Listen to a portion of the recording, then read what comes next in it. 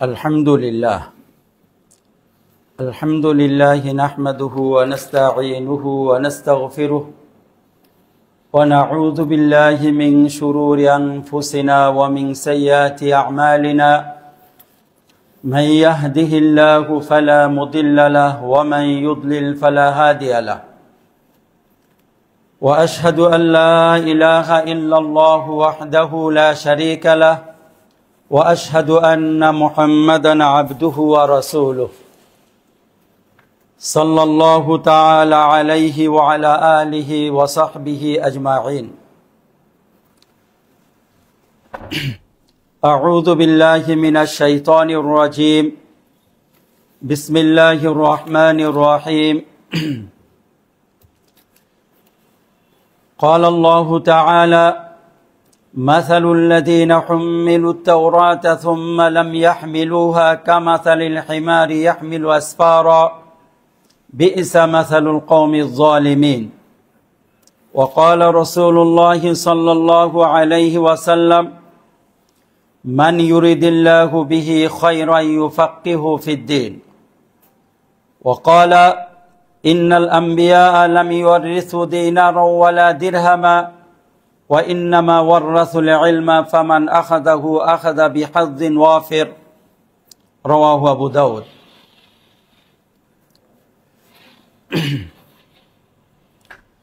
সম্মানিত উপস্থিতি, আমরা সর্বপ্রথম আল্লাহ রাব্বুল আলামিনের প্রশংসা করছি, যিনি আমাদেরকে একটি দ্বীনে হালাকায় বসার তৌফিক দান করেছেন। অতঃপর সালাতু সালাম পাঠ করছি আমাদের নবী, প্রিয় নবী মুহাম্মদ সাল্লাল্লাহু আলাইহি ওয়াসাল্লামের উপর। সম্মানিত উপস্থিতি, আমাদের আজকের আলোচনার বিষয় হল ইসলামের প্রথম যুগের মনীষীদের ইলম চর্চা এবং বর্তমান প্রেক্ষাপট। আমাদের যারা পূর্বপুরুষ ছিলেন,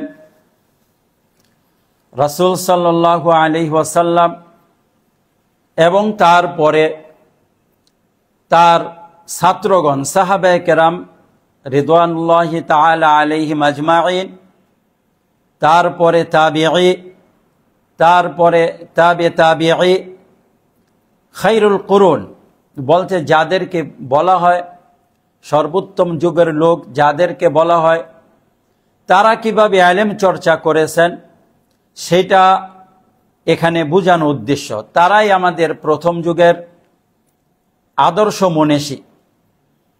আল্লাহ রাসূল সাল্লাল্লাহু আলাইহি ওয়াসাল্লাম বলেছেন, খায়রুল কুরুনি করনি সুম্মাল্লাযীনা ইয়ালুনাহুম সুম্মাল্লাযীনা ইয়ালুনাহুম। সর্বোত্তম যুগ হলো আমার যুগ, তার পরেরটা হলো পরের যুগ, তার পরবর্তী যুগ। এই তিনটি যুগের ব্যাপারে আল্লাহ রাসূল সাল্লাল্লাহু আলাইহি ওয়াসাল্লাম আদালতের সাক্ষী দিয়েছেন যে তারা ন্যায়ের উপরে, ইনসাফের উপরে প্রতিষ্ঠিত থাকবে, এরপরে মিথ্যা প্রচার পাবে। আমরা যদি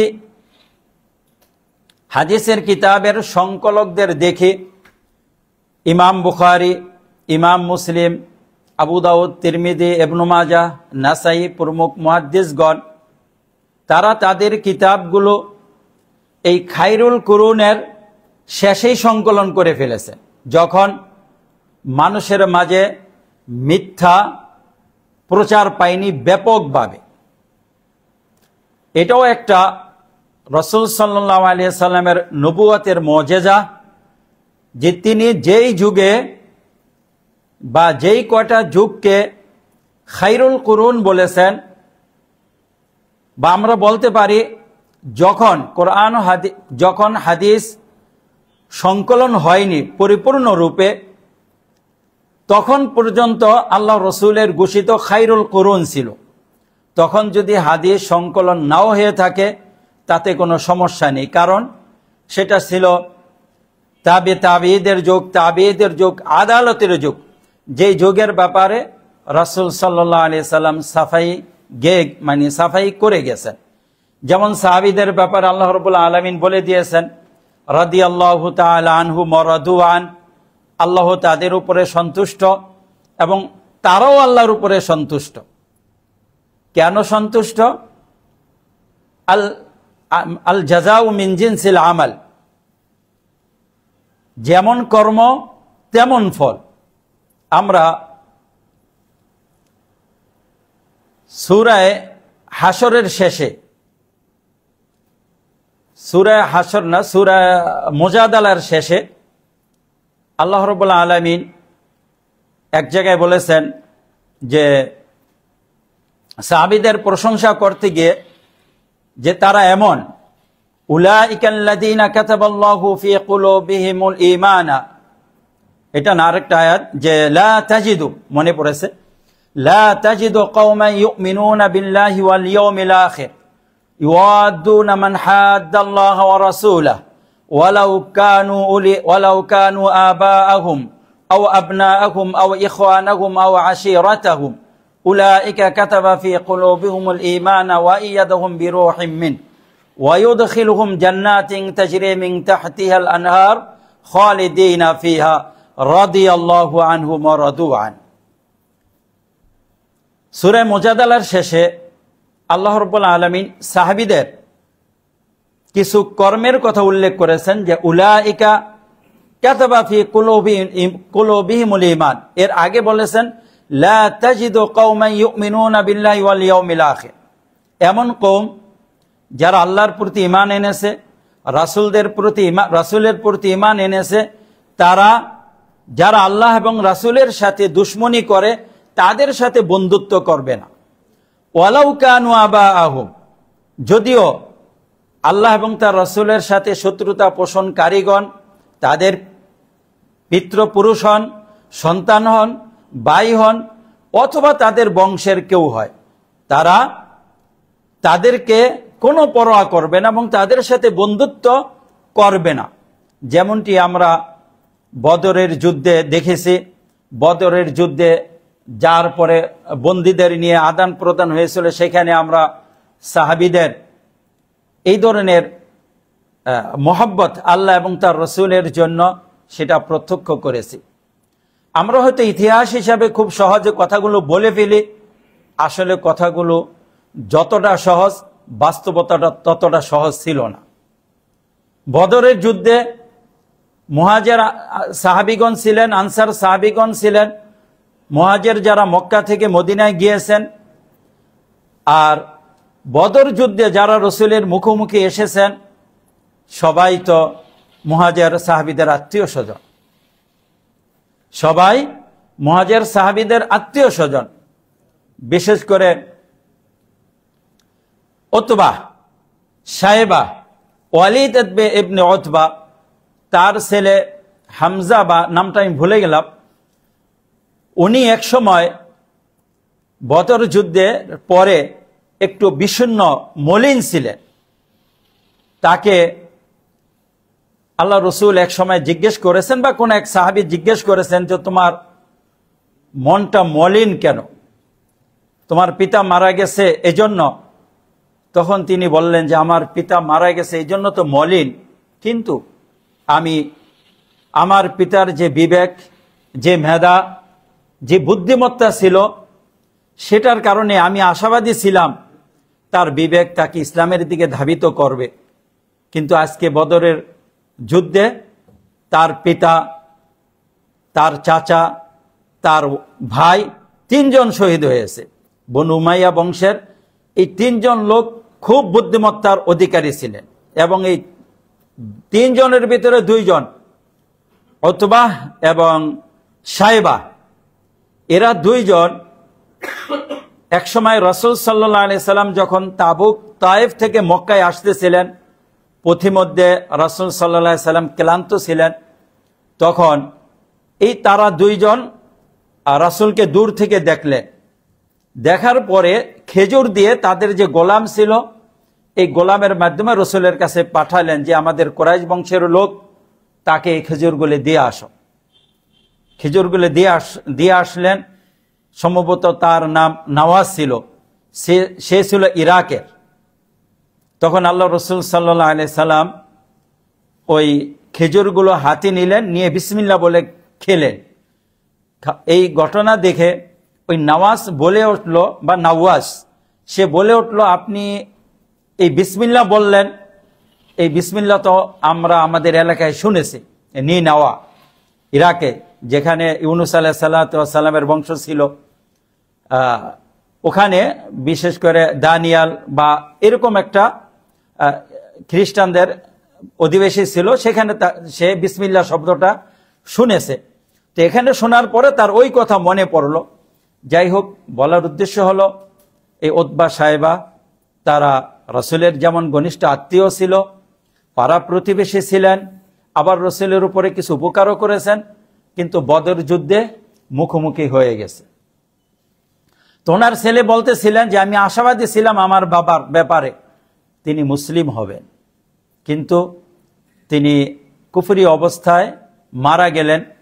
তো এখানে আমরা একটা চিত্র লক্ষ্য করি, আমরা যত সহজভাবে কথাগুলো বলে ফেলি, আসলে সাহাবে কেরামদের মাঝে অত সহজ ছিল না ব্যাপারটা। তারা সাহাবী ছিলেন বিদায় তাদের পক্ষে সহজ ছিল। তারা তাদের সন্তান ত্যাগ করেছে, ঘরবাড়ি ত্যাগ করেছে, সব ত্যাগ করে তাদের অসন্তুষ্টি অর্জন করেছে, তাদের রাগ, তাদের গোসা অর্জন করেছে। আল্লাহ রাব্বুল আলামিন তার বিপরীতে তাদের উপরে সন্তুষ্ট হয়ে গেছে।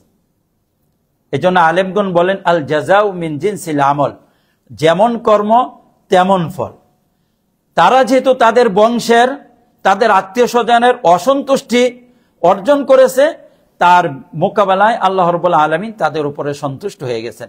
বলতেছিলাম সাহাবে কেরামের কথা, তারা রাদিয়াল্লাহু তাআলা আলাইহিম আজমাইন, আল্লাহ তাদের উপরে সন্তুষ্ট, তারা আল্লাহর উপরে সন্তুষ্ট, সব সাহাবী। এই জন্য সাহাবীদের পরবর্তীতে যারা এসছেন তাদের জীবনী নিয়ে তারা আদিল ছিলেন কিনা এটা নিয়ে আলোচনা হয়, সাহাবীদের বিষয়টা নিয়ে এগুলো নিয়ে আলোচনা হয় না। যদি এতটুকু বলা হয় উনি সাহাবী সাব্যস্ত হয়ে গেছে, তাহলে বাস ওনার কথা আমাদের কাছে গ্রহণযোগ্য। তো আল্লাহ রাব্বুল আলামিন এই সাহাবীদের মাধ্যমে আমাদের পর্যন্ত দিন পৌঁছেছেন, তারপরে তাবি, তারপরে তাবিন, তাবে তাবিন, তাদের পর্যন্ত যুগটা সর্বোত্তম যুগ ছিল। এরপরে যেহেতু মিথ্যা প্রচারিত হয়ে গেছে, আল্লাহ রাব্বুল আলামিন এমন কিছু বান্দা নিযুক্ত করে দিয়েছেন যারা রাসূল সাল্লাল্লাহু আলাইহি সাল্লামের হাদিসকে সংকলন করে ফেলেছে। এটা মুসলিম উম্মার একটা বৈশিষ্ট্য, যে এই বৈশিষ্ট্য দুনিয়ার আর কোন উম্মতের ভিতরে নাই, যেটা নিয়ে আমরা আলোচনা করব। কি বৈশিষ্ট্য? এই উম্মত সনদ সহকারে তার নবীর সব কর্ম, আমল, কথা সংকলন করেছে। নবীর যে উম্মত রয়েছে সাহাবে কেরাম, তাদের সেই কথা, কর্ম, সেগুলো সনদ সহকারে সংকলন করেছেন। তার পরবর্তী যারা রয়েছেন তাদের কথাও সনদ সহকারে সংকলন করেছেন। শুধু রাসূলেরটা নয়, এই যে একটা পরম্পরা, দিন সংকলনের, দিন হেফাজতের পরম্পরা রয়েছে, এটা মুসলিম উম্মার বৈশিষ্ট্য, আর কোন উম্মতের ভিতরে এটা পাওয়া যায় না। আর এভাবে আল্লাহ রাব্বুল আলামিন আমাদেরকে সেই সঠিক দিন আমাদের পর্যন্ত পৌঁছিয়েছেন। তো আমরা আজকে আলোচনা করতে বসছি যে সেই যুগের সাহাবায়ে কেরাম, তাবিন, তাবে তাবিনগণ কিভাবে ইলম চর্চা করতেন। বিষয়টা একটু অতীব গুরুত্বপূর্ণ হওয়ার কারণ হলো, সাহাবায়ে কেরাম যেভাবে ইলম চর্চা করেছেন, আমরা সেভাবে ইলম চর্চা না করার কারণে ইলমের যে বারাকা, ইলমের যে একটা সৌন্দর্য, ইলমের যে একটা বরকত রয়েছে, সেটা থেকে আমরা খুবই বঞ্চিত। যে কারণে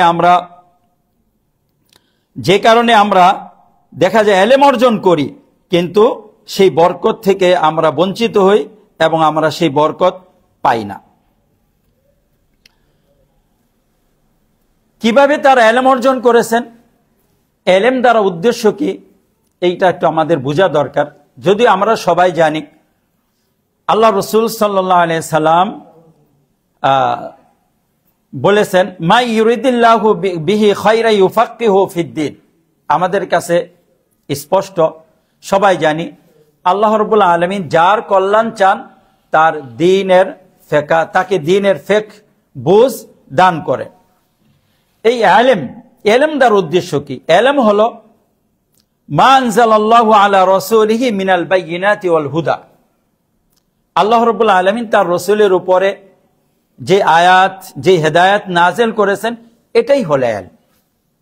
আর কোরআন ও হাদিসে যে ইলমের প্রশংসা করা হয়েছে সেটা এই ইলম, জাগতিক ইলম নয়, যেগুলো মানুষ অভিজ্ঞতার মাধ্যমে লাভ করে। এই ইলম এখানে উদ্দেশ্য না, এবং এই ইলমের কোনো ফজিলত নাই। ওই ইলমের যদি ফজিলত আমরা পেতে চাই সেটা হবে নিয়তের ভিত্তিতে, কর্মের ভিত্তিতে। আর যে ইলম শুরু থেকে শেষ পর্যন্ত পুরাটাই ফজিলতপূর্ণ, কল্যাণকর, সেটা হলো কোরআন ও হাদিসের ইলম।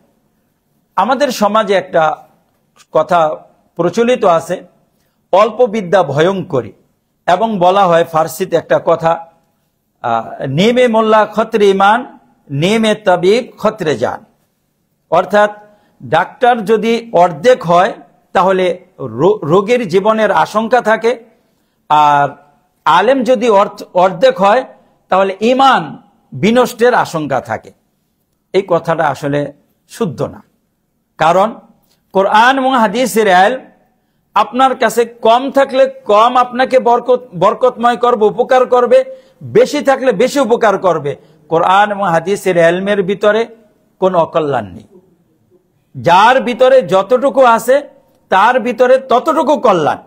এই ইলম কাউকে ক্ষতি করে না। এই ইলম কারো জন্য অকল্যাণকর নয়। এই জন্য আল্লাহ রাব্বুল আলামিন বলেছেন, অকুর রব্বি জিদনি ইলমা। হে নবী, আপনি বলেন যে হে আল্লাহ, তুমি আমার ইলমকে বাড়িয়ে দেন। আর আল্লাহ রাসূল সাল্লাল্লাহু আলাইহি সাল্লাম বলেছেন যে ইন্নামাল উলামা ওয়ারাসাতুল আম্বিয়া। আলেমগণ হলেন নবীদের ওয়ারিস, আর নবীগণ দিরহাম দিনারের ওয়ারিস করেন না, তারা ওয়ারিস করে যান, উত্তরাধিকার করে যান ইলমের। যে ইলম গ্রহণ করলো, ফামান আখাযাহু আখাযা বিহাজ্জিন ওয়াফির, সে সৌভাগ্যের বড় একটি অংশ অর্জন করলো।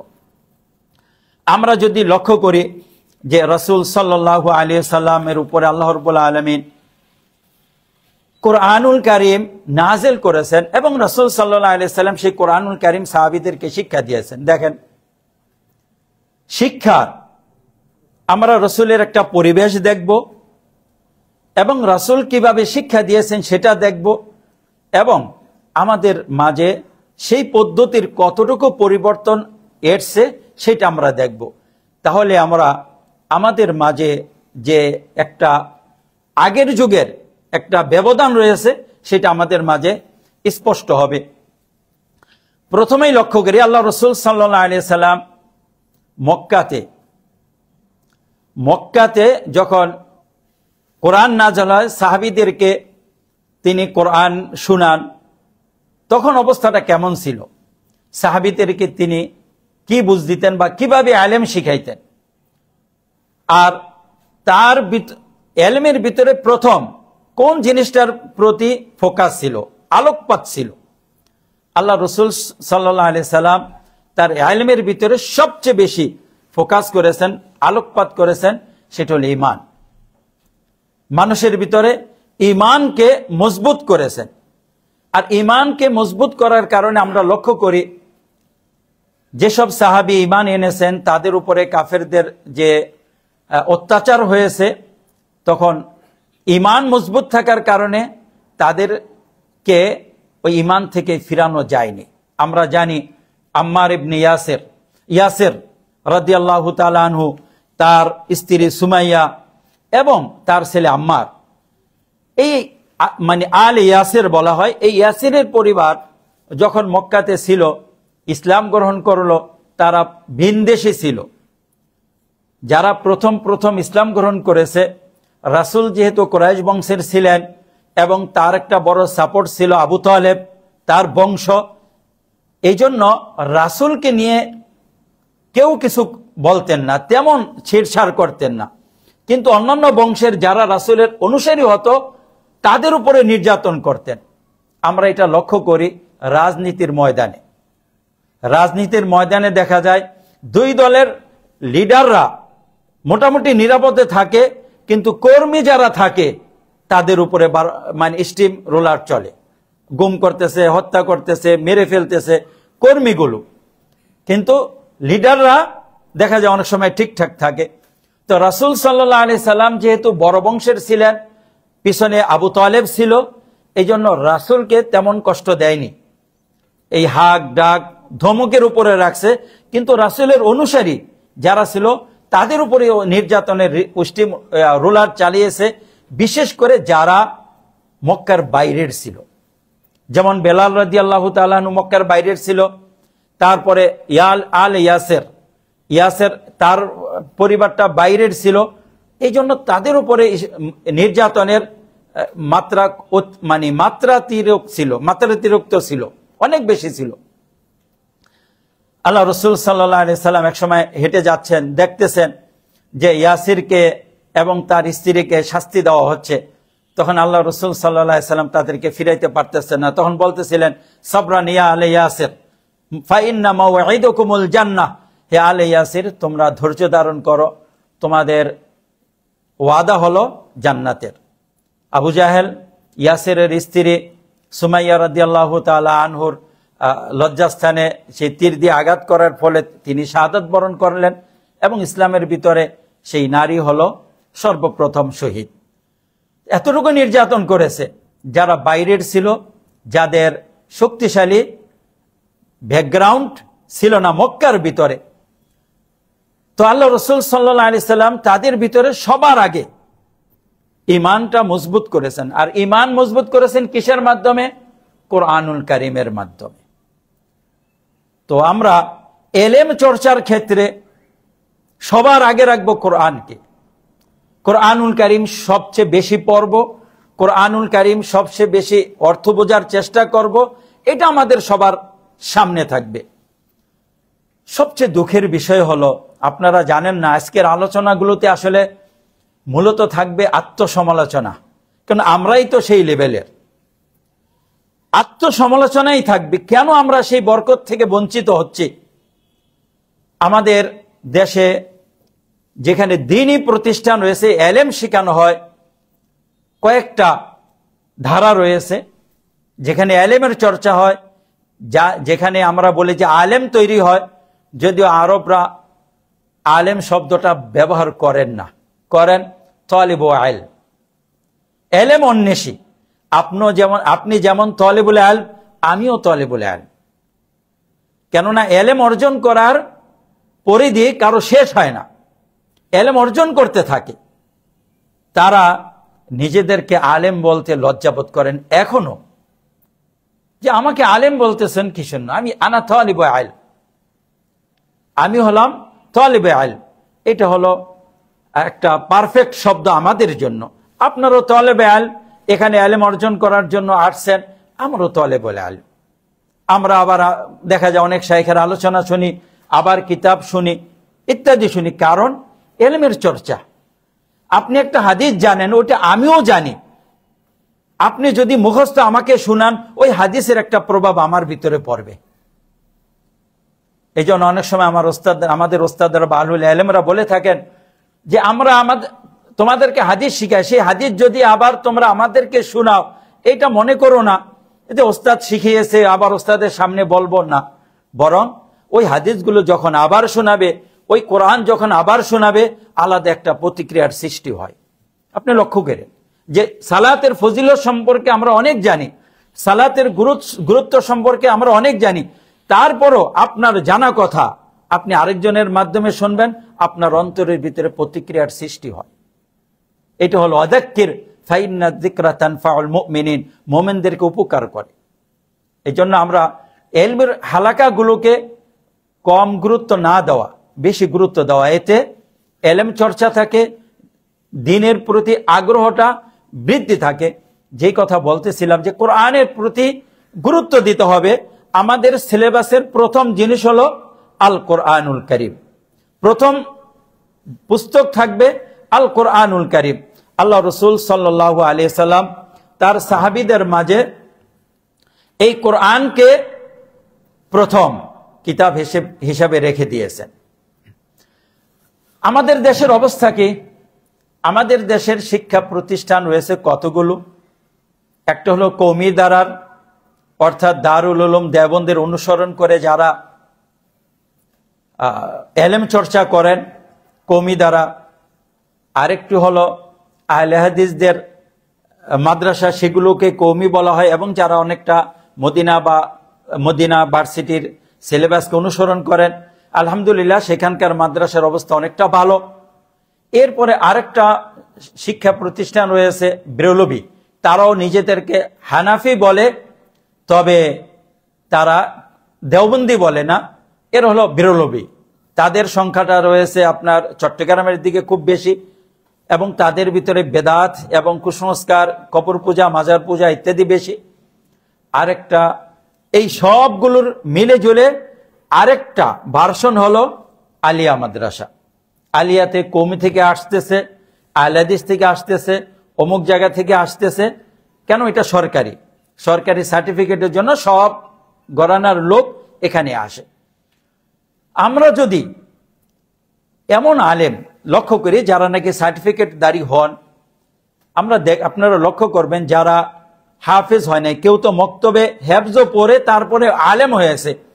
আমরা অনেক দেখেছি আমাদের সাথীদের ভিতরে যারা মক্তবে হেফজও করে নাই, আলেম হয়ে গিয়েছে, কোরআনুল কারীম শুদ্ধভাবে পড়তেও পারে না। আলেম দাওরায়ে হাদিসের সার্টিফিকেট নিয়েছে, কোরআনুল কারীম শুদ্ধভাবে পড়তে পারে না। এই শুদ্ধ করে না পড়ার জন্য আমি জামিয়া রহমানিয়াতে পড়েছি, সেখানে মুফতি মনসুরুল হক সাহেব ছিলেন, এখনো আছেন, যে দুইটা ভাগ হওয়ার পরে আরেকটা ভাগে উনি ওটার প্রধান হিসেবে আছেন।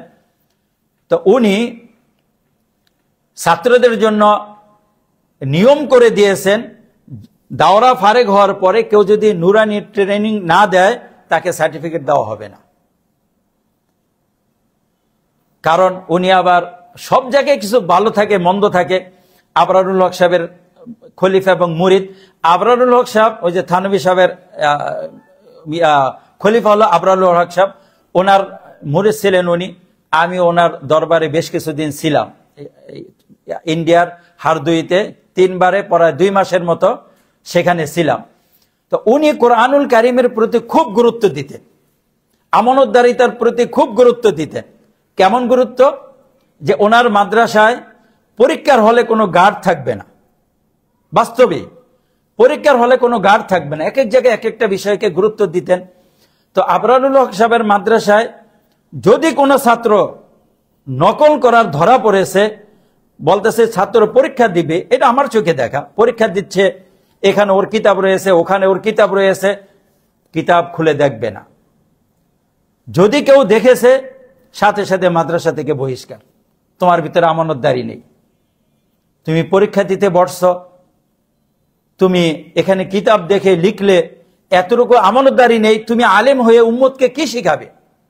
সাথে সাথে মাদ্রাসা থেকে বহিষ্কার। তো ওখানে কোরআনুল কারীমের গুরুত্বটা খুব বেশি আমি লক্ষ্য করেছি। এবং মুফতি মনসুরুল হক সাহেবের মাদ্রাসায় এই কোরআনুল কারীমের গুরুত্বের দিকে লক্ষ্য করে দেখেছি যে ওনারা একটা জিনিস জরিপ করলেন, মক্তবে যারা কোরআনুল কারীম পড়ান তাদের বেতন থেকে খুব কম থাকে।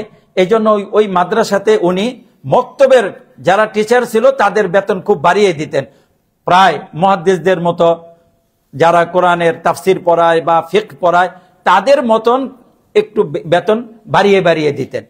এই কয়টা জিনিস আমি সেখানে লক্ষ্য করেছি যে কোরআনের প্রতি এই গুরুত্বগুলো সেখানে ছিল। এক এক জায়গায় এক একটা সৌন্দর্য থাকে। তো যেটা বলতেছিলাম, কেন যে কোরআনুল কারীমের প্রতি আমরা যারা আলেম হয়ে বের হচ্ছি এতটাই উদাসীন যে কোরআনুল কারীম শুদ্ধ করে পড়তে পারিনি। অনেকে আছে কোরআনুল কারীম শুদ্ধ করে পড়তে পারতো না, আলেম দাওরায়ে হাদিসের সার্টিফিকেট নিয়ে বের হয়েছে, এখন আপনি তার পিছনে সালাত পড়লে আপনার সালাতেই হবে না। এই জন্য সেখানে ব্যবস্থা এটা নিয়েছিল যে তোমাকে আগে নুরানি ট্রেনিং দিবা, সেই ট্রেনিং দেওয়ার পরে তারপরে তোমাকে সনদ দিব। এই জন্য সবার কোরআন শুনতেন। এরপরে হিফজের কিছু একটা অংশ নির্ধারণ করে রেখেছিলেন। এটা হলো কোরআনুল কারীম পড়ার ক্ষেত্রে বলি।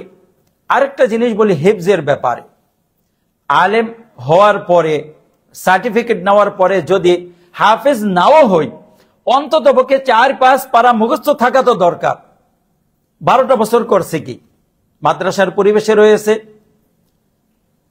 এলেম চর্চা যাই কিছু করেছে, যদি এক মাসে 5 পৃষ্ঠা মুখস্থ করতো, অন্তত পক্ষে 4-5 পারা মুখস্থ হয়ে যেত। অনেককেই আমরা লক্ষ্য করেছি যে 5টা-6টা সূরার বেশি তেমন কিছু মুখস্থ থাকেনি, তাদের মুখস্থ নেই।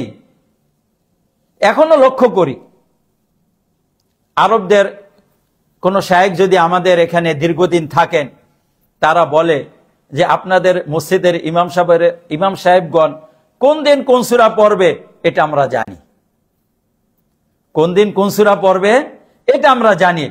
কারণ ওনারা 1 সপ্তাহ 2 সপ্তাহ ইমাম সাহেবদের পিছনে সালাত পড়তে পড়তে তাদের ধারণা হয়ে গেছে আজকের মাগরিবে হুজুরকে ইমাম সাহেবকে অদ্দোহা পড়বেন নাকি অত্তিনে ওয়াজাইতুন পড়বেন, ফজরের সময় লা উকসিমু বিহাদাল বালাদ পড়বেন নাকি ওয়াশামসি ওয়াদুহাহা পড়বেন।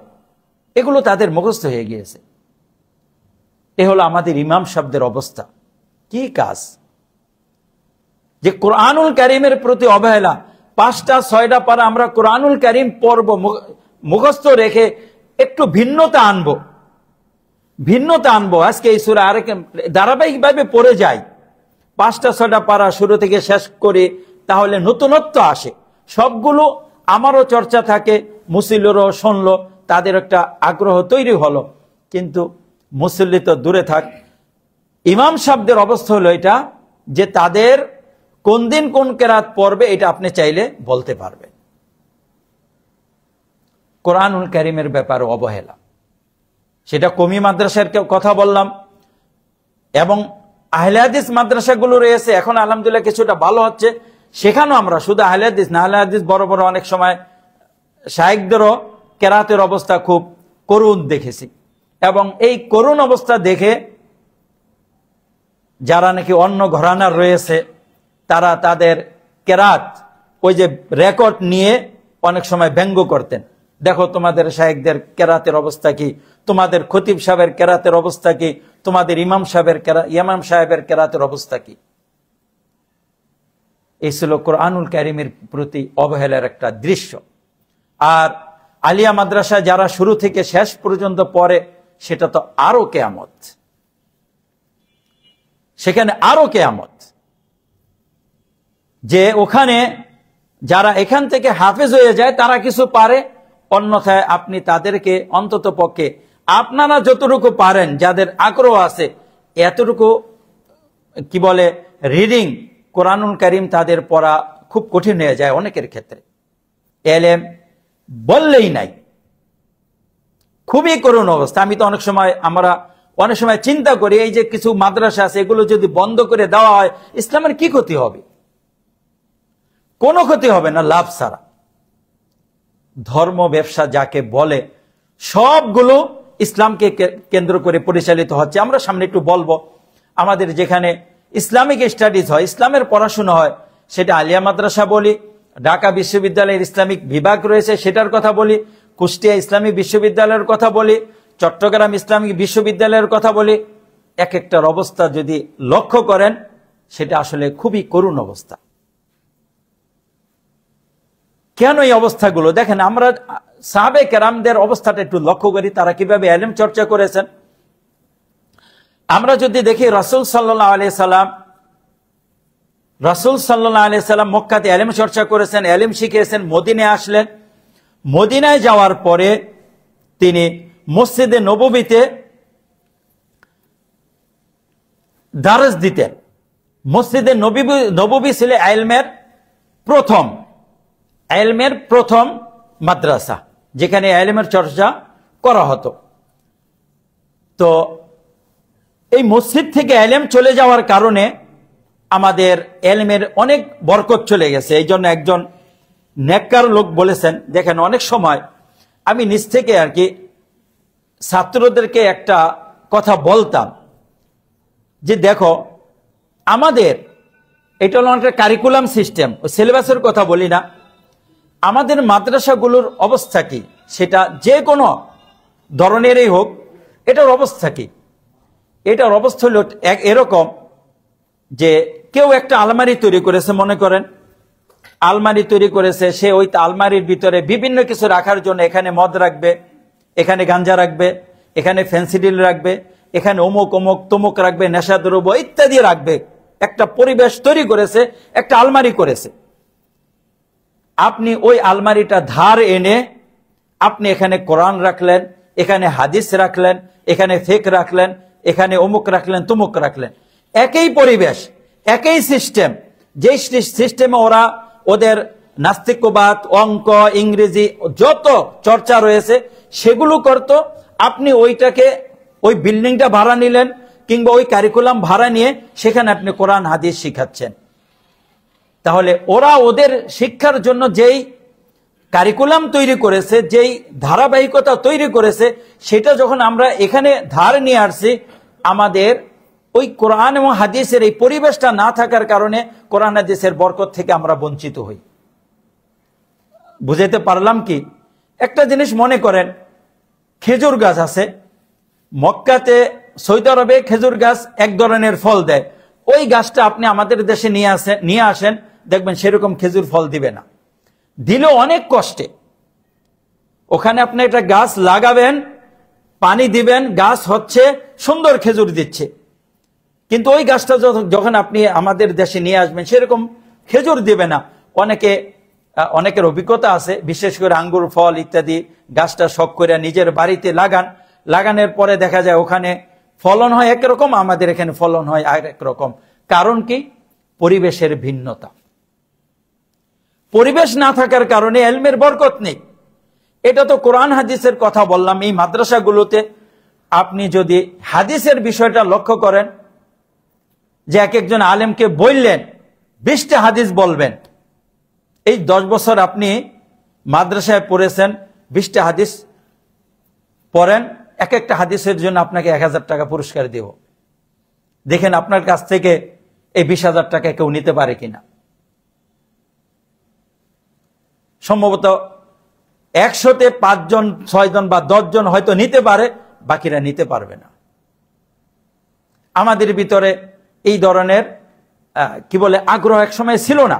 পরবর্তীতে যখন আল্লাহ রাব্বুল আলামিন বুঝ দিলেন, সার্টিফিকেটধারী আলেম হওয়ার পরে যখন বুঝ দিলেন, তখন নতুন করে আবার পড়াশোনা করলাম, একটু পিছনে গেলাম, আরো পিছনে গেলাম, তখন দেখলাম যে আমাদের বিচ্যুতি কত জায়গায়। তো এই যে একটা ইলমের চর্চার যে একটা পরিবেশ, যেটা ইংরেজরা করেছে, বিধর্মীরা করেছে, অন্যরা করেছে তাদের ইলম চর্চার জন্য, সেটা আমরা ধার এনে আমাদের এখানে হুবহু সেট করে এখন আমরা ওই ইলম চর্চা করতেছি। এর ক্ষতিটা কি? এর ক্ষতি হলো, দেখেন, প্রথম ক্ষতি হলো আমরা বছর ভিত্তিক করে ফেলেছি। বছর ভিত্তিক কেমন? 1 বছর, 2 বছর, 3 বছর, 5 বছর, 10 বছর পড়াশোনা করবে। আমরা এখানে একটা সিলেবাস দেই, সেটা এখানকার জন্য রয়েছে, স্কুলে রয়েছে, সব জায়গায় রয়েছে। এই সিলেবাসের ক্ষতিটা কি? এই সিলেবাসের ক্ষতি হলো, সিলেবাসটা কাদের দেখে তৈরি করা হয়? মানুষ 3 ধরনের থাকে, বেশি ব্রেনি, মধ্যম ধরনের, আবার দুর্বল। আপনি একটা বই রাখলেন, 1 বছর পরে তারা পরীক্ষা দিবে। যাদের মেধা মধ্যম ধরনের তাদের জন্য ঠিক আছে, যে সে 1 বছরে বইটা শেষ করতে পারবে, কিন্তু আরেকজনের মেধা রয়েছে সেই বই 6 মাসে শেষ করবে, আরেকজনের মেধা রয়েছে সে 15 মাসে শেষ করবে। সবাইকে আপনি বাধ্য করলেন এই হাদিসের গ্রন্থটা বা কোরআনের এই সূরাটা তোমাকে এই 10 দিনের ভিতরেই পড়তে হবে। তুমি যদি 2টা সূরা পড়তে পারো তারপরও তোমাকে এখানে থেমে থাকতে হবে, আর তুমি যদি কাঁচা থাকো তারপরও তোমাকে এই কাঁচা নিয়েই সামনে এগোতে হবে। এই সিস্টেম থাকার কারণে দেখা যায় একজনের সময় নষ্ট হয়, আরেকজন থেকে যায় কাঁচা। আগে এই সিস্টেমটা থাকতো না। আগে এক একজন, দেখেন এটা আবার আরেকটা সিস্টেম। তো যাই হোক, তো আগে এই সিস্টেম না থাকার কারণে একজন আলেমের কাছে যাইতেন, যাওয়ার পরে সে তার কাছে থাকতেন, তার ভাণ্ড অনুযায়ী, তার মেধা অনুযায়ী তার কাছ থেকে তিনি সব এলেম নিয়ে নিতেন। এভাবে আমরা লক্ষ্য করি, যেমন সাহাবীদের মাঝে 3টা মাদ্রাসা বেশি প্রসিদ্ধ ছিল। মক্কাতে ছিল আব্দুল ইবনে আব্বাসের মাদ্রাসা, আর মদিনাতে ছিল উবাই ইবনে কাবের মাদ্রাসা, আর কুফাতে ছিল আব্দুল ইবনে মাসউদের মাদ্রাসা। কুফাতে আব্দুল ইবনে মাসউদ রাদিয়াল্লাহু তাআলা আনহু দরস দিতেন। তো আব্দুল ইবনে মাসউদের যে ছাত্র ছিল তারা ছিলেন আলকামা ইবনে ওয়াক্কাস আল-লাইসি, মাসরুক ইবনুল আজদা, কাতাদা ইবনে দিআমা, আমর ইবনে শারাহাবিল এবং আবু আব্দুর রহমান আস-সুলামি। তারা ছিলেন এই কুফার ছাত্র। মক্কাতে ছিলেন ইবনে আব্বাস রাদিয়াল্লাহু তাআলা আনহু। মক্কাতে তার ছাত্র ছিল সাঈদ ইবনে জুবায়ের, মুজাহিদ ইবনে জাবার, ইকরিমা মাওলা ইবনে আব্বাস, তাউস, আতা ইবনে আবি রবাহ, এরা সবাই তাবী। মদিনাতে উবাই ইবনে কাব ছিলেন। আল্লাহ রাসূল তার ব্যাপারে বলেছেন, আকরাউকুম উবাই ইবনে কাব, তোমাদের ভিতরে কোরআন সবচেয়ে ভালো করে পড়তে জানে উবাই ইবনে কাব। এই উবাই ইবনে কাবের মাদ্রাসা ছিল মদিনায়, উনি মদিনায় দরস দিতেন। ওনার ছাত্র ছিলেন যায়েদ ইবনে আসলাম, আবুল আলিয়া, মুহাম্মদ ইবনে কাব আল কোরাজি। এই জন্য ইবনে তাইমিয়া রাহিমাহুল্লাহ বলেন, আলামু বিল কোরআনিল কারীম বিত্তাফাসির আহলু মক্কা, আহলু মদিনা ওয়া আহলু কুফা। কোরআনুল কারীমের তাফসির সম্পর্কে সবচেয়ে বেশি জানেন মক্কাবাসীরা, এরপরে মদিনাবাসীরা, তারপরে কুফাবাসীরা। তারা কিভাবে ইলম চর্চা করেছেন দেখেন। সেখানে ইলম চর্চার ক্ষেত্রে তারা ওস্তাদের কাছে যাইতেন, ওস্তাদ দরস দিতেন, সেখান থেকে ইলম নিয়ে নিত। ওস্তাদ কোন একজন আলেম বলেছেন যে তিনি বলেন যে আমাদের সালাফ এমন ছিল, সালাফ মানে পূর্বসূরিগণ, তারা কোনোদিন ছাত্রদের ঘরে বসে কোনোদিন দারস দিতেন না। যার অনুগ্রহ গ্রহণ করতেন তার ঘরে থেকে দারস দিতেন না। তিনি হয়তো নিজের বাড়িতে দারস দিতেন, মসজিদের দারস দিতেন, কিংবা সরকারি জায়গায় দারস দিতেন। যার অনুগ্রহ গ্রহণ করতেন তার ওখানে বসে দারস দিতেন না, এতে তার এলমের অপমান, এটা বোধ করতেন। দেখা যাইত সেখানে যারা এলম চর্চা করতে আসতেন তাদের ভর্তি লাগতো না, কোনো ভর্তি ফি ছিল না, মাসিক কোনো বেতনও ছিল না, কিচ্ছু ছিল না। বরং উল্টা কি ছিল, রাসূলুল্লাহ সাল্লাল্লাহু আলাইহি সাল্লাম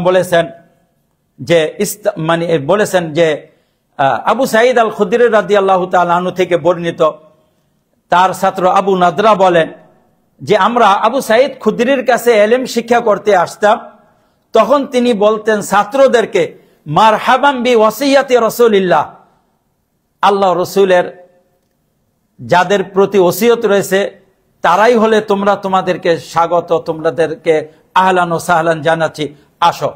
তখন আমরা বলতাম, ছাত্ররা বলতেন, আমরা বলতাম, ওমা ওয়াসিয়াতু রাসূলিল্লাহ, আমাদের ব্যাপারে আল্লাহ রসুল কি বলে গেছেন? তিনি বললেন, ক্বালা রাসূলুল্লাহ ইন্নাহু সায়াতিকুম আকওয়ামুন ইয়াতাআল্লামুনা মিনকুম, তোমাদের কাছে অনেক মানুষ দূর দূরান্ত থেকে আসবে ইলম অর্জন করতে, ফাস্তাউসু বিহিম খায়রা, তোমরা তাদের কল্যাণকামী হবে, তোমরা তাদের কল্যাণকামী হবে। তো সাহাবায়ে কেরামদের কাছে যারা দূর থেকে ইলম অর্জন করতে আসতেন কোনো ভর্তি ফি লাগতো না, কোনো বেতন দিতে হতো না, বরং এমন দেখা গেছে সাহাবায়ে কেরাম যারা দূর থেকে আসতেন নিজে তাদের খরচ বহন করতেন। আমরা ইবনে উমর রাদিয়াল্লাহু তাআলা আনহুর কথা শুনি, নাফি' ইবনে উমরের অধিকাংশ ইলম পড়ছে তার গোলাম নাফির মাধ্যমে। নাফি তার গোলাম ছিল, এই গোলামকে তিনি ইলম শিখাইছেন, অনেকে তার ছেলেকে ইলম শিখাইছেন। যেমন আবু হুরায়রা রাদিয়াল্লাহু তাআলা আনহুর ছাত্র ছিল আবু সালেহ। আবু সালেহ ছিলেন, তিনি তিন চার অনেক সন্তান ছিল, তিনি তিন চার সন্তানকে এলেম শিখিয়েছেন। আব্দুল্লাহ ইবনে আব্বাস রাদিয়াল্লাহু তাআলা আনহু, তার গোলাম ছিল ইকরামাকে এলেম শিখিয়েছেন, অন্যদেরও এলেম শিখিয়েছেন, নিজস্ব লোকদেরকে ধরে ধরে রেখে এলেম শিখিয়েছেন, তারপরে তারা তাদের এলেমকে প্রচার করেছে। এটা হলো এলেমের বারাকা। আপনার কাছে এলেম শিখতে আসবে, তার কাছ থেকে টাকা নেবেন, এটা খুব খারাপ জিনিস। তো অনেক ক্ষেত্রে আমরা সেই পদ্ধতির উপরে না থাকার কারণে অনেক সময় যেহেতু একটু বুঝি, এই জন্য অনেকটা মেনে নেই। অনেক সময় কোনো প্রতিষ্ঠানে থাকলে বা কেউ পরামর্শ নিতে চাইলে বলে দেই, দেখেন এটা হলো এতটুকু আমরা সুন্নাহর বাইরে রয়েছি, আর সুন্নাহর বাইরে যেহেতু বর্তমান প্রেক্ষাপটে রয়েছি, এই জন্য আমাদের সামনে এই সমস্যাগুলো আসবে। সুতরাং এই সমস্যাগুলো আসলে আপনিও এটা সবর করে নেবেন, আর তারাও এটা সবর করে নেবে, কারণ এই ক্ষেত্রে আমরা সুন্নাহর বাইরে আছি। আমরা লক্ষ্য করি যে এই যে আলেম, দেখেন আমি আমার কয়েকজন ছাত্রকে, এটা যদিও আত্মপ্রশংসা হয়ে যায় কথাটা বলি, এই ধরনের কিছু কথা বলতেছিলাম যে এলেম শেখানো হবে এরকম করে ইত্যাদি। তো ও চলে গেছে, তো ও চলে গিয়ে মানে 4-5 দিন আগে আমাকে একটা মেসেজ পাঠাইলো যে ওস্তাদ, আপনি যেই কথা বলেছেন আপনার কথার সাথে এই কথাটা মিলে গেছে। সেও কোথাও একটা লেখা পেয়ে আমার হোয়াটসঅ্যাপে দিয়েছে। তার নাম হলো আব্দুল মতিন, রাজশাহী বাড়ি। সে একটা লেখা পাঠিয়েছে, উনি বলতেছেন ক্বালা আহাদুস সালিহিন, কোন এক নেককার লোক বলেছেন, কুন্না নাতলুবুল ইলমা বিল মাসাজিদ, আমরা এক সময় এলেম অর্জন করতাম মসজিদে টাকা দিতে হয় না, মসজিদে খরচ দিতে হয় না, মসজিদে কিছু করতে হয় না, আল্লাহ রসুল মসজিদে শিখিয়েছেন, আমরা মসজিদে এক সময় এলেম অর্জন করতাম। এখনো মক্কাতে মসজিদে নববীতে মসজিদে এলেমের দরস হয়, মক্কা মসজিদুল হারামে এলমের দরস হয়। আপনি যারা নাকি সেখান থেকে পড়ে আসে তাদেরকে জিজ্ঞেস করবেন, তোমাদের ভার্সিটির দারসগুলো বেশি উপকারী ছিল নাকি মসজিদের হালাকাতে যে দারস ছিল সেগুলো বেশি উপকারী ছিল? অনেকেই বলবেন মসজিদের হালাকায় যে দারসগুলো ছিল এগুলো সবচেয়ে উপকারী ছিল। ওই বড় শায়েখরা এখানে আবার দারস দিতেন, সেখানে ওনারা বসতেন। তো উনি বলতেছেন, কুন্না নাতলুবুল ইলমা বিল মাসাজিদ, আমরা মসজিদে ইলম অর্জন করতাম। সুম্মা ফুতিহাতুল মাদারিস ফাযাহাবাতিল বারাকা, এরপরে মাদ্রাসা খোলা হলো, ফলে বরকত চলে গেল। কি চলে গেল? বরকত। কেননা আল্লাহ রাসূলের যুগে মাদ্রাসা ছিল না। ওয়া উদিয়াতিল কারাসি ফাযাহাবাত তাওয়াদু, আর মাদ্রাসায় রাখা হলো চেয়ার, ফলে বিনয় যেটা ছিল সেটা চলে গেল। ওয়া উদিয়াতি শাহাদাত ফাযাহাবাল ইখলাস, আর সার্টিফিকেট তৈরি করা হলো যার ফলে ইখলাস চলে গেল। সার্টিফিকেট কি করেছে? ইখলাস দূর করে দিয়েছে। এই জন্য দেখেন এই কথাটা একজন নেককার লোক বা কোন একজন বলেছেন, কথাটা আমার কাছে শতভাগ ঠিক। সার্টিফিকেট আমাদের ইলম, আমাদের ইখলাস দূর করে দিয়েছে। আমি এক সময়, আপনাদের এরকম অভিজ্ঞতা আছে, শুধু আমার কথা বলে যে আমি বড় কিছু তা না, সাধারণই একজন। আপনার বিভিন্ন প্রতিষ্ঠানে থেকে যখন ইন্টারভিউ নিবেন তখন দেখবেন অনেকে অনেক সার্টিফিকেট নিয়ে আপনাদের কাছে আসছে। অনেক সময় মনে হবে একজন যোগ্য লোক পেয়েছি, আবার চিন্তা করবেন যে এই লোকটা আমাদের এখানে থাকবে কিনা, এত যোগ্যতার অধিকারী। এরকম ঘটনা ঘটছে। আমি আমাদের এলাকার, ঢাকাতেই যে এলাকাতে ছিলাম আসি, ওই এলাকার ধর্ম বিষয়ক সম্পাদক ছিলাম মসজিদ কমিটিতে। সাধারণত কোনো আলেমদেরকে এই সমস্ত পদে কেউ নেয় না, তারা ভালো ছিল, আমাকে নিয়েছে, এখানেও নিয়েছে। এই কারণে ওদের সাথে একটু মিশতে পেরেছি, কিন্তু তেমন কাজ করতে পারি না। কারণ হুজুররা বা মসজিদ স্টাফ সব হলো উল্টা, বরং আমাকে নিচে বিদায় তারা মানে অনেকে আশ্চর্য হয়েছে ইত্যাদি ইত্যাদি। কমিটির অনেক লোককে বিভিন্ন প্রশ্নের সম্মুখীন হতে হয়েছে।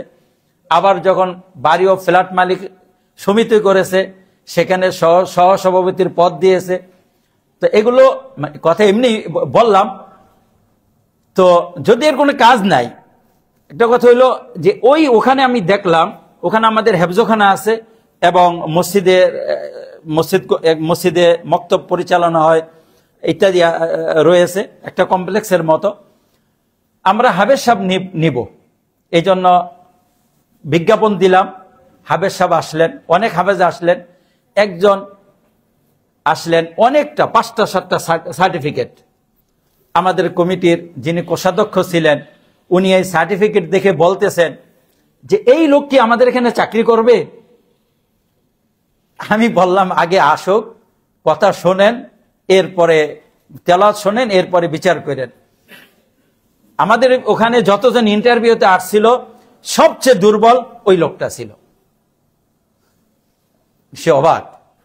আমি বললাম যে হ্যাঁ, যাদের যোগ্যতা কম থাকে সাধারণত তারাই একটার পর একটা সার্টিফিকেট অর্জন করতে থাকে। এলেম অর্জন করবে না, অথচ এলেম অর্জন যদি করত তার যোগ্যতা হয়ে যেত। তো সম্মানিত উপস্থিতি, এই সার্টিফিকেট হয়ে আমাদের ভিতরে যে এখলাস ছিল, সেই এখলাসটা দূর করে দিয়েছে। বকর আবু জায়েদ মদিনার একজন বড় শায়েখ ছিলেন রাহিমাহুল্লাহ। তিনি মারা গেছেন 1429 হিজরিতে। 1429 হিজরিতে মারা গেছেন। আজ থেকে কত বছর হবে? 15 বছর আগে, 16 বছর আগে। তিনি বিন বাজ রাহিমাহুল্লাহর ছাত্র ছিলেন। উনি ডক্টর ছিলেন। এবার আমাদের নিজেদের সংশোধনে কিছু কথা বলি। উনি ডক্টর ছিলেন, কিন্তু ডক্টর পদবিটাকে উনি খুব ঘৃণা করতেন এবং এটা পছন্দ করতেন। এবং উনি বলতেন যে আমরা আলেমদের জন্য যেই উপাধিগুলো ব্যবহার করি, এগুলো পরিত্যাগ করা উচিত। ডক্টর, প্রফেসর ইত্যাদি আরো যেগুলো উপাধি আছে শিক্ষা অঙ্গনে, উনি বলতেন এগুলো অনারবদের তৈরি করা। একটা কিতাবেই লিখেছেন তাগরিব আলকাবিল আজম, যে অনারবদের লকবগুলোকে আরবিতে মানে আরবি আয়ন করা, মানে আরবদের ভিতরে ঢুকানো। এটা উনি ভালো চোখে দেখেন নাই, খুব অপছন্দ করতেন।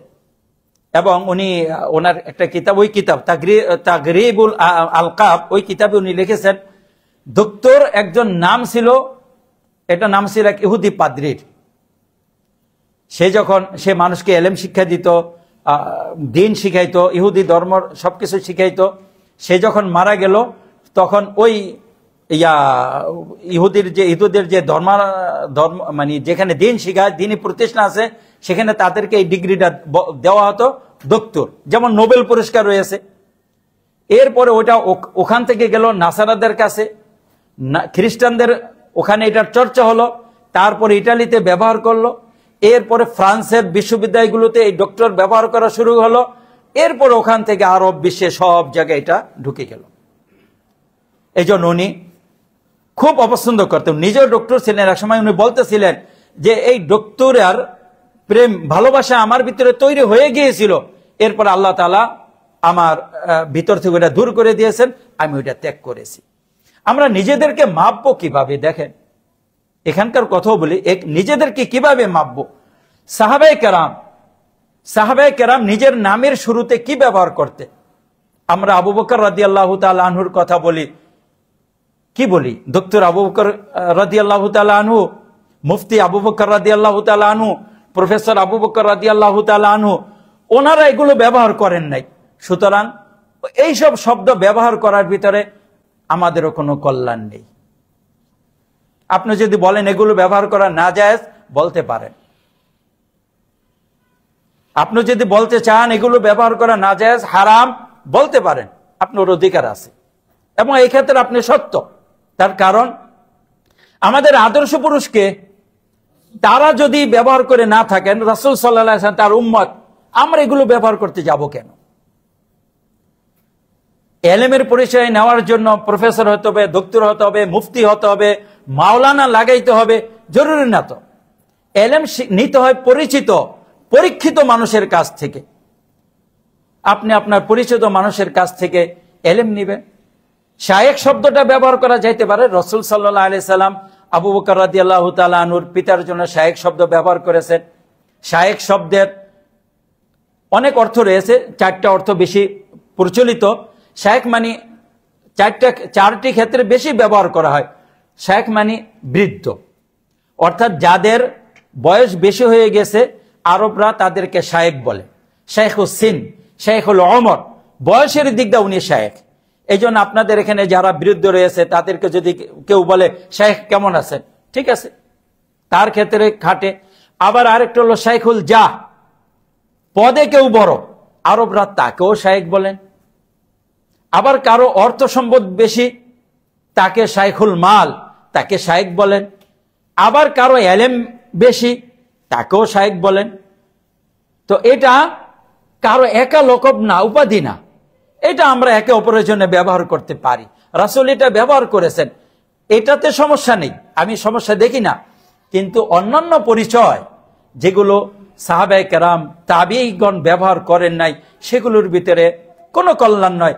আমাদের ভিতরে যারা তলেবুল ইলম আছি, আমাদের উচিত নিজেদেরকে এই সমস্ত উপাধি থেকে পবিত্র করা, বলবো খালি করা না, পবিত্র করা।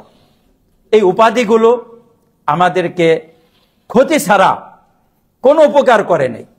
বরং ইমাম মালিক রাহিমাহুল্লাহ কি বলেছেন, লা ইয়াসলুহা আখিরু হাযিল উম্মাহ ইল্লা বিমা সালুহা বিহা আউয়ালুহা। এই উম্মতের পূর্ব যুগ যেভাবে সংস্কার হয়েছে সেই পদ্ধতি ছাড়া পরের যুগ সংস্কার হবে না। এখন আমরা নামের শুরুতে মুফতি লিখি, রুচিত তো বাদার কথা। আবার শেষে উপাধি লিখি। সাহাবায়ে কেরামের পরিচয় ছিল 2টা, একটা হলো বংশের পরিচয়, আরেকটা হলো স্থানের পরিচয়। এর বাইরে তারা কোনো পরিচয় ব্যবহার করেন নাই। আমাদের আদর্শ পুরুষ যদি আবু বকর রাদিয়াল্লাহু তাআলা আনহু হয়ে থাকেন, আদর্শ পুরুষ যদি ওমর রাদিয়াল্লাহু তাআলা আনহু হয়ে থাকেন, ওনাদের নামের শুরুতে আগে পরে কিচ্ছু নাই, তারপর ওনাদের এলেম কমে নাই, আমাদের এলেম কেন কমতে যাবে? মানুষ তো পরিচিত মানুষের কাছ থেকে এলেম নেবে। এই দেখেন, আমরা নিজেদেরকে নিজেরা এভাবে কলুষিত করেছি, যার কারণে ইখলাস নেই। এই জন্য কোথাও গেলে আগে সম্মানের ক্ষেত্রে পদবি দেখে, কার কি পদবি রয়েছে। এই পদবি ইখলাস দূর করে দেয়। এই কথাটা একজন নেককার লোক বলেছেন যে এই পদবি ইখলাস দূর করে দেয়, শাহাদাত। আমরা অনেক দেখি, আমরা যতটুকু পড়াশোনা করেছি তার চেয়ে কম পড়াশোনা করেছে, কিন্তু আমাদের চেয়ে মাশাআল্লাহ ভালো জানেন। আমি 10টা হাদিস পড়েছি, 5টা মুখস্থ আছে, তার 10টাই মুখস্থ, 8টা মুখস্থ। অথচ আমার চেয়ে কম পড়ছে, কিংবা আমার যতগুলো শাহাদা রয়েছে, সার্টিফিকেট রয়েছে, তার অর্ধেক আছে। আবার বিপরীতে দেখেছি, এত এত সার্টিফিকেট নিয়ে রয়েছে, কথা বলতেছে যে ওস্তাদ আপনি আমার পীর, আপনার কাছে আমার নতুন করে পড়াশোনা করা দরকার। অথচ ডক্টরেট ডিগ্রি ধারণকারী অমুক তমুক, তারা তাদের বিনয়ী থেকে বলেছেন। এরকম লক্ষ্য করেছি। আবার একটা সার্টিফিকেটের জন্য কত ধরনের নকল হয়।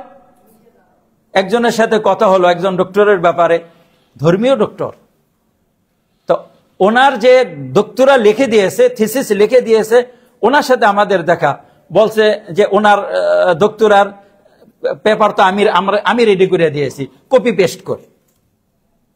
একটা ডক্টরার ডিগ্রি দরকার, এই যে নিয়ে নিছি। তো এই পদবীগুলো আমাদেরকে দেখেন, হক সবসময় বড়দের কাছে থাকবে এরকম না, ছোটদের কাছে হক থাকে। আর হকটা এরকম আপনার অন্তরে গিয়ে আঘাত করবে, বুঝে যাইবেন। এখন এই কথাগুলো সত্য না মিথ্যা, সঠিক না বেঠিক, এটাকে কোনো জানতে শাইখের দরকার আছে? আপনি আবু বকর ওমরকে দেখেন, তারপরে সাহাবীদেরকে দেখেন, ইমাম বুখারীকে দেখেন, উনি মুফতি ছিলেন না, ডক্টর ছিলেন না, কিচ্ছু প্রফেসর ছিলেন না। তারপর ইমাম বুখারী। আমরা যদি তাদেরকে আদর্শ মেনে থাকি, আমরা কেন নামের শুরুতে পিছনে এত কিছু লাগাবো? আমি অনেক সময় যদি জিজ্ঞেস করে কথার কথা, ভাই আপনি কোন প্রতিষ্ঠানে আছেন, এগুলো আমার কাছে একটা বিরক্তি ভাব। আমার নামটাই লেখেন, তা ঠিক আছে কোন প্রতিষ্ঠানে আছেন, পরিচয়ের জন্য এটা লাগাতে হয়, আমাকে প্রতিষ্ঠান দিয়ে চলতে হবে। চললে প্রতিষ্ঠান ছাড়া যদি চলতে পারি তাহলে চালান, প্রতিষ্ঠান দিয়ে চালায়েন না। অনেকে প্রতিষ্ঠান দিয়ে চলতে হয়, যার কারণে দেখা যায় অমুক মসজিদের খতিব, অমুক বিশ্ববিদ্যালয়ের অমুক তমুক, এটা লিখে বুঝায় যেহেতু অমুক বড় মসজিদের খতিব কাজেই তিনি বড় আলেম, অথচ বিপরীত হয়, তাই না?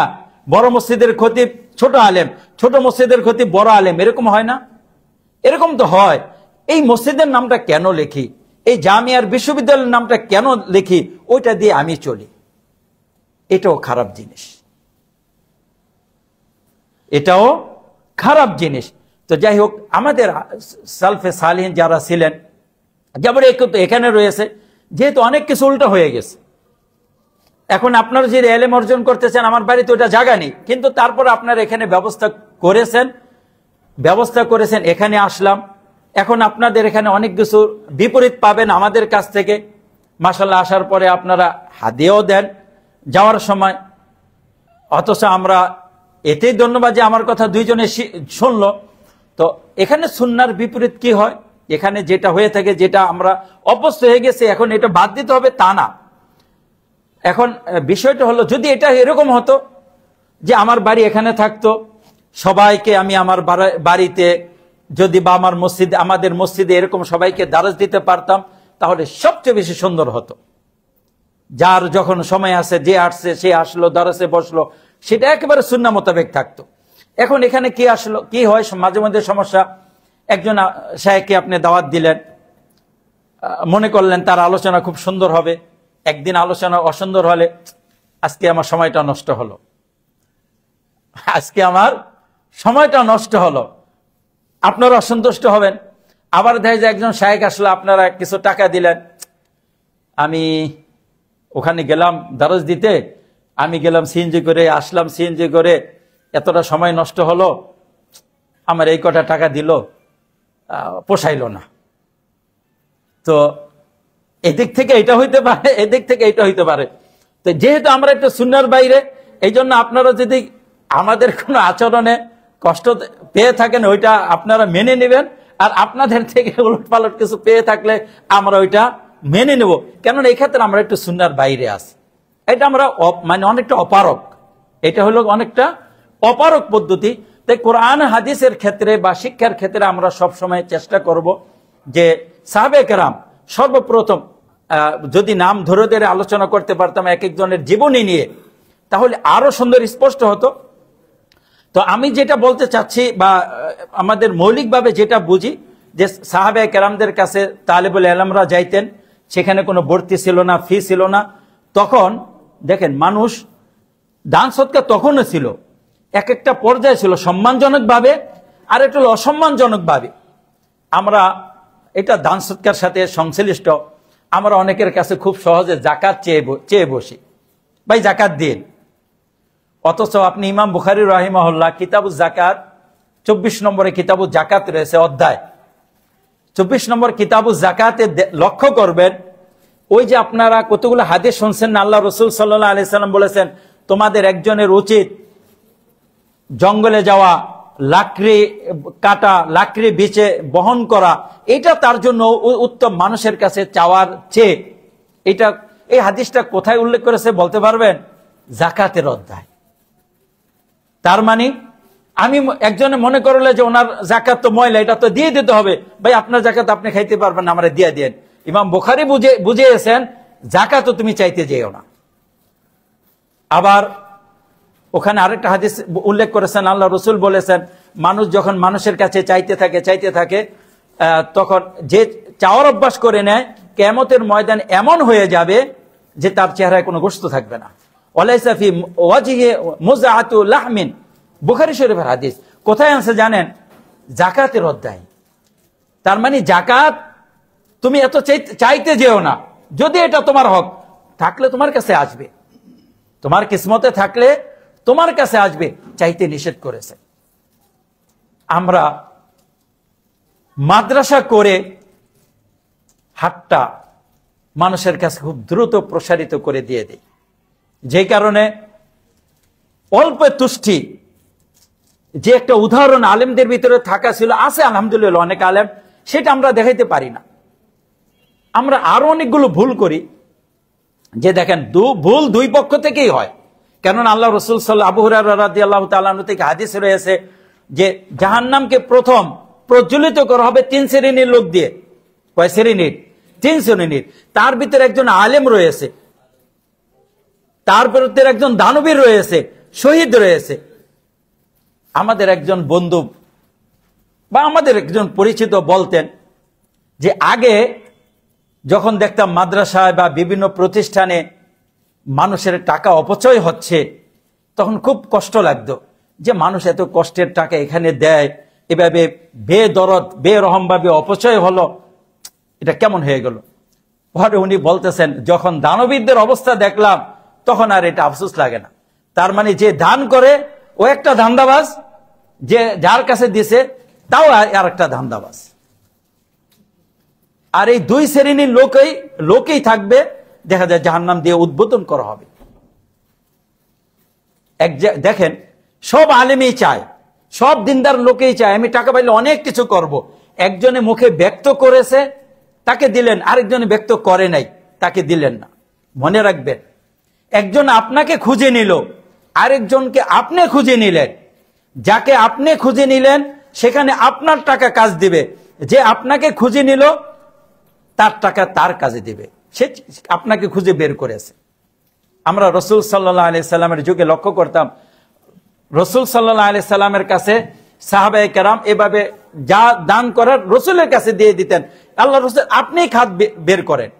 তখন রাসূল বলতেন যে না, এটা তুমি তোমার আত্মীয় স্বজনের ভিতরে ভাগ করে দাও, এমনি এভাবে ভাগ করে দাও, কারণ টাকাটা কোথায় খরচ হবে এটা তারা বুঝতেন। দেখেন, আমাদের এখানে সময় যদিও শেষ, আমি 2-4টা কথা বলি। আজকের কথাগুলো চিন্তার আদান প্রদান আর কি। দেখেন, এগুলো অনেক সময় মেহরবানি করে বলবো, যেহেতু নিজেদের আত্মসমালোচনা, নিজে আমার কথাগুলো আগে আপনি নিজের কথা বানাবেন, ঠিক বললাম কিনা। আপনি নিজের কথা বানিয়ে আরেক জায়গায় সাপ্লাই দিবেন। আমার কথা দিয়ে আরেকজনকে ছোট করার জন্য এটা যদি এরকম হয়ে যায় যে অমুক এটা বলছেন, খারাপ জিনিস।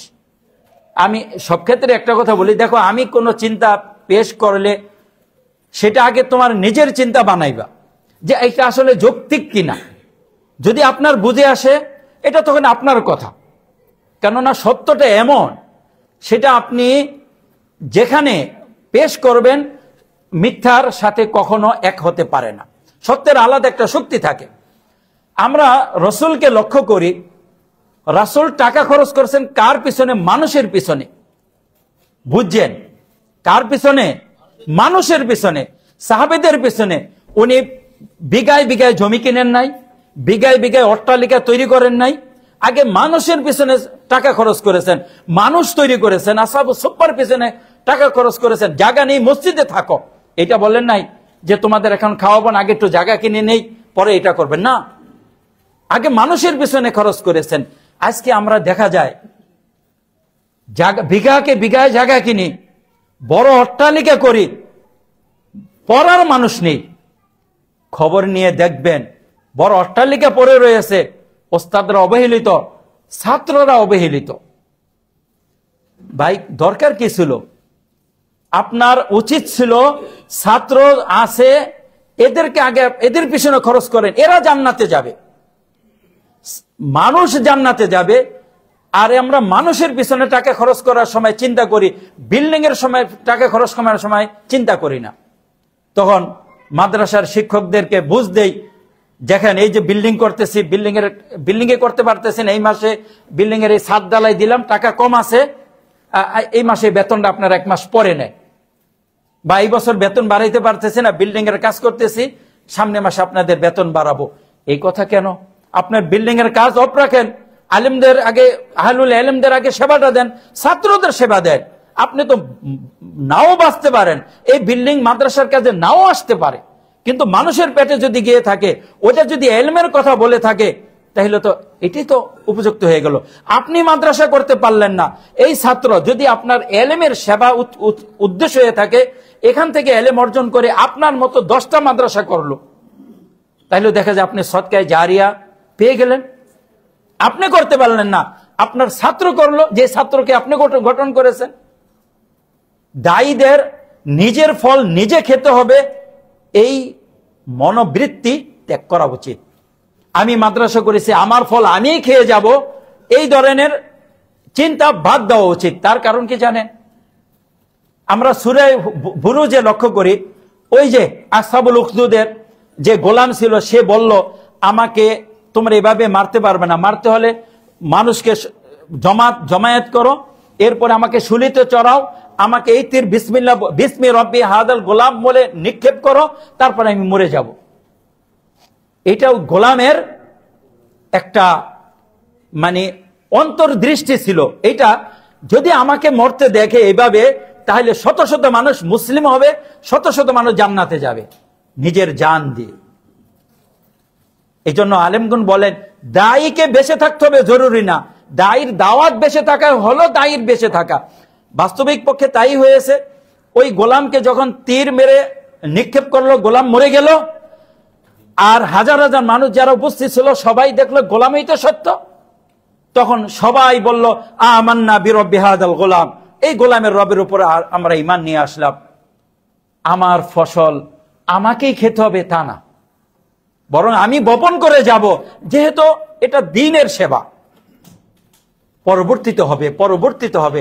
সম্মানিত উপস্থিতি, এই একটা আমরা খুব ভুল করে থাকি, যে বিঘাতে বিঘায় জমি কিনে বিল্ডিং এর পরে বিল্ডিং করতে থাকি, অথচ ছাত্র অনেক তালিবুল ইলম রয়েছে যারা গরিব। আমরা যেহেতু এই সেকশনে আছে, আমরা জানি আপনি যদি টাকা দেন বা আমি যদি তাকে টাকা দেই, দেখা যায় সম্মান এসে বড় একজন মুহাদ্দিস হতে পারে, ইলমের অনেক আগ্রহ, বড় একজন মুহাদ্দিস হতে পারে, কিন্তু এই ছেলে টাকার কারণে আপনার এখানে পড়তে পারতেছে না, আমার এখানে পড়তে পারতেছে না, আর আমি আছি বিল্ডিং এর ধান্দায়। তা এই থাকার কারণে দেখা যায় আমার বিল্ডিং থাকলো, বিল্ডিং এর উপরে কিয়ামত হবে, কিন্তু আমি তালেবুল ইলম তৈরি করে যেতে পারলাম না। এই একটা মনোবৃত্তি। এর পিছনে আরেকটা উদ্দেশ্য থাকে, আস্তাগফিরুল্লাহ, আমি ওদিকে যাচ্ছি না, কেননা সবাই আগে মাদ্রাসা করি, অমুক করি, তমুক করি, তারপরে ছাত্র ডাকি। অধিকাংশ ক্ষেত্রে দেখা যায়, কেননা ওইটা আমার পৈতৃক সূত্রে আমার বাচ্চাদের কাজে দিবে। বিল্ডিং করে রাখলাম, আমার বাচ্চারা করতে পারে আর না পারে, আমি করে গেলাম, মাদ্রাসা হলে হলো, নয়তো আমার বাচ্চাদের পৈতৃক সম্পদে পরিণত হবে। তো সম্মানিত উপস্থিতি, আমাদের পতন এমনিই না। আজকে আমরা ইলম অর্জন করি, যদি 500 হাদিস বলতে বলেন বলতে পারি না, 5টা পারা বলতে পারি না, আলেমদের অবস্থা এটা বলি। অথচ নামের শুরুতে ডিগ্রি, শেষে ডিগ্রি, ডিগ্রির শেষ নাই, পদবীর শেষ নাই। এইটা হলো আল্লাহ রসুলের একটা সুন্নাহ, যে কোন লকব পদবী যেগুলো সাহাবায়ে কেরাম ব্যবহার করেন নাই, তাবিঈগণ ব্যবহার করেন নাই, সেগুলো আমরা ব্যবহার করতে যাব না। এবং শেষে কোনো লেজরও লাগাবেন না, যতটুকু পারবেন। অমুক জায়গায় পড়ায়, অমুক জায়গায় এটা করে, অমুক জায়গায় তমুক করায়, দরকার নাই। ব্যক্তিকে ব্যক্তি দিয়ে চলতে দেন, ব্যক্তিকে ব্যক্তি দিয়ে চলতে দেন। এই জিনিসটা আমরা লক্ষ্য করব। তো যাই হোক, আল্লাহ রাব্বুল আলামিন আমাদের সালাফগণ যেভাবে ইলম অর্জন করেছে, এভাবেই করেছেন, যে কারণে তাদের ইলমের ভিতর বরকত ছিল। মানুষ তাদের কাছে দান নিয়ে যাইতো, কারোটা গ্রহণ করতেন, কারোটা গ্রহণ করতেন না।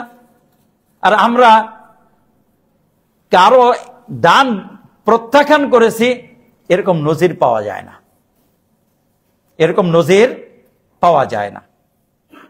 আমাদের সালাফরা তো ছিল, ফজাইল ইবনে আয়াজ রাহিমাহুল্লাহকে তার খারাপ অবস্থা দেখে তাকে বাদশা টাকা দিয়ে গেলেন, ফেরত দিয়ে দিলেন, রাখলেন না। পরিবার থেকে বললেন, আমাদের অভাব আছে, টাকাটা রেখে দাও। তখন উনি বললেন, তোমরা আমার গোস্ত খাবে, হাড্ডিও খেয়ে ফেলবে। অর্থাৎ তিনি তার দ্বীনকে, সম্মানকে বিক্রি করতে চাননি। আমরা সেই আদর্শটা দেখাইতে পারি না, যার কারণে আগে মুসলিম দেখে মানুষ ইসলামের দিকে ধাবিত হতো, আলেমদের থেকে জনগণ, সাধারণ মুসলিমরা দিনদার হতো। আজকে আলেম দেখে সাধারণ মুসলিমরা দূরে চলে।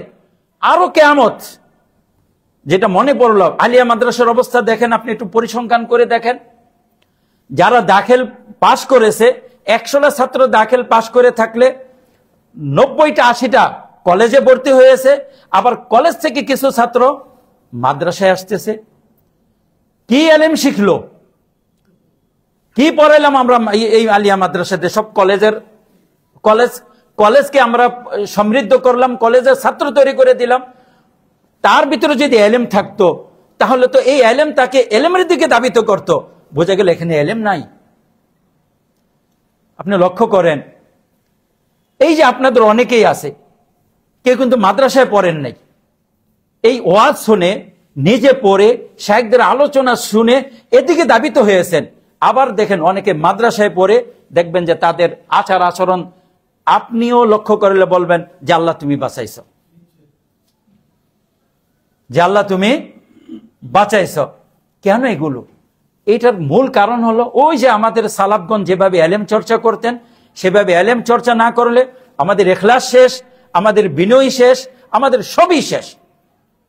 আর আমাদের উপরেই পরে এই যে কিয়ামত হবে ইত্যাদি হবে, সেই ব্যক্তি আমরাই। আপনি দেখবেন স্কুল কলেজের চেয়ে মাদ্রাসার যে ডিপার্টমেন্ট রয়েছে, সরকারি মাদ্রাসার কথা বলি, দুর্নীতির আখড়া, ঘুষের আখড়া। মাদ্রাসাগুলোতে দেখেন, সেখানেও দেখবেন দুর্নীতির আখড়া। বিশেষ করে সরকারি মাদ্রাসাগুলোতে দেখবেন, এখান থেকে দিন আসবে, আমরা কোথা থেকে কোথায়, মানে কোত্থেকে আমরা দিন আশা করি। সম্মানিত উপস্থিতি, আমরা খাঁটির দিকে, আমরা সবসময় সব ক্ষেত্রে তরিকার দিকে হোক, পদ্ধতির দিকে হোক, আমরা পিছনে ফিরে যাব। যে সাহাবায়ে কেরাম কেমন ছিলেন, তারপরে যুগটা কেমন ছিলেন, সেখান থেকে আমরা হকটা নিব। ওইটাই বেশি সঠিক পদ্ধতি। যতটুকু মানে পারবো সেই পদ্ধতির উপরেই থাকার চেষ্টা করব, যতটুকু পারি।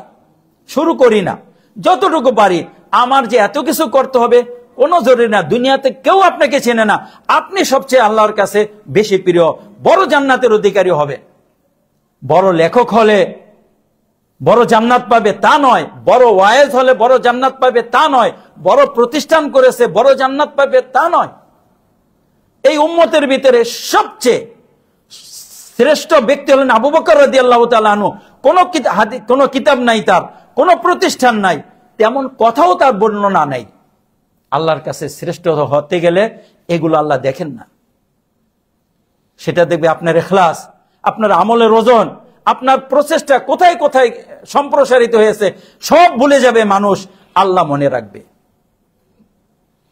আমরা অনেক কিতাব পড়ি, ওই কিতাবের লেখক জানি না, আর আমি নিজেকে বাঁচিয়ে রাখার জন্য একটা কিতাব লিখে যাই, যাতে করে মানুষ আমাকে বছরকে বছর স্মরণ রাখে। এই হলো পার্থক্য আমাদের মাঝে, তাদের মাঝে। এই জন্য সেখানে এলেম ছিল, আদর্শ ছিল, শক্তি ছিল। আমাদের ভিতরে সেই আদর্শ নাই। আজকে আমরা এখানে থেকে আপনাদেরকে কোনো আদর্শ দিতে পারি না, আপনাদের চেয়ে নিচে যারা আছে তাদের আদর্শ দিতে পারি না, যার কারণে ইসলামের যে দুরবস্থা সেটার জন্য আমরা দায়ী।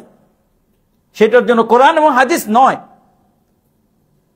কোরআন এবং হাদিস নয়। অনেকে একটা কথা বলে যে, অনেক সময় ডক্টর ইউনূসের কথা বলেছে, অমুক খারাপ তমুক খারাপ। ঠিক আছে, খারাপ আছে শুরুতে, এখনকার কথা না। তখন অনেককে বলতাম যে দেখেন, তাকে খারাপ বলে লাভ কি? সে শুধু একটা জিনিসকে, পচা জিনিসকে এত সুন্দর করে মার্কেটিং করেছে, সবাই এটা খেয়েছে।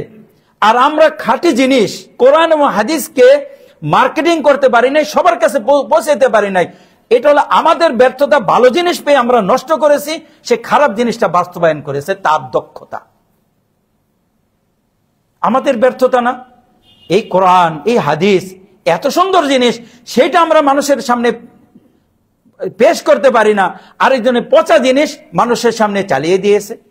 আপনি গরমের সিজনে ফ্রিজ বিক্রি করতে পারেন না, আরেকজনে শীতের মৌসুমে ফ্রিজ বিক্রি করে। গুণ কার বেশি? যে শীতের মৌসুমে ফ্রিজ বিক্রি করতে পারে। সম্মানিত উপস্থিতি, আমাদের সব ক্ষেত্রে পিছনে যেতে হবে। আমাদের খাঁটি সাহাবায়ে কেরামের যুগ, মানে স্বর্ণ যুগ, সাহাবায়ে কেরাম, তাবিঈন, তাবিঈদের সব ক্ষেত্রে, শুধু একটা ক্ষেত্রে না, সব ক্ষেত্রে আমরা যদি সেদিকে ফিরে যাই, তাহলে আমাদের আমল, আমাদের এলেম চর্চা সব কিছুর ভিতরে একটা খাঁটির ভাব থাকবে, সেটার বারাকা আমরা লাভ করব। যদি আমরা ওখান থেকে যত দূরে সরে যাব, আমরা তত বরকত থেকে বঞ্চিত হব। আল্লাহ ইমাম মালিক রাহিমাহুল্লাহর কথাটা আবারও বলছি, এই উম্মতের শেষ অংশ সেভাবেই সংশোধন হবে যেভাবে পূর্বের অংশ সংশোধন হয়েছে, এর বাইরে আর কোনো পদ্ধতি নেই।